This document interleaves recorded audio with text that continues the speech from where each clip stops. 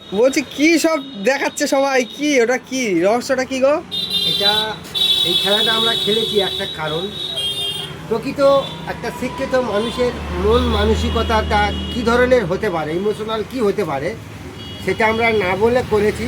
তাই বাস্তবটা জানতে পারলাম যে একটা মানুষের চরিত্র কি হতে পারে।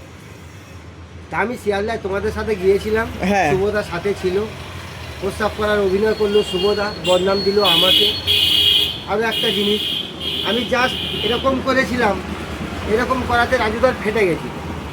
তা অ্যাকচুয়ালি আমি রাজুদার ইমোশনালটা জানার জন্যে আমি জাস্ট এই অভিনয়টা করেছিলাম।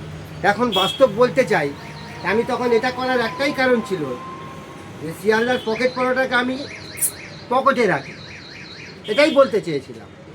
তা আমি এই কথাটা তখন না বলার একটাই কারণ, রাজুদা আমাকে নিয়ে কি কটূক্তি করে, কি ভালো কথা বলে তার ইমোশনাল বোঝার জন্য।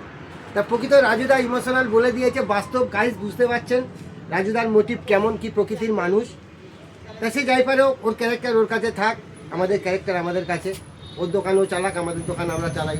তা রাজুদা তোমাকে বলি, তুমি একটু আমাদের কিনে কুরুচিকর মন্তব্য করাটা বন্ধ করো। তুমি মায়াপুরে এসে পর্যন্ত বলছো মারবো, আমি তোমাকে হাত জোড়ো করে বলছি রাজুদা, তুমি একবার মায়াপুরে আসো। তোমার গলায় তুলসীর মালা আর মুখে হরে কৃষ্ণ যদি না বলাতে পেরেছি, আমি সজল প্রভু না।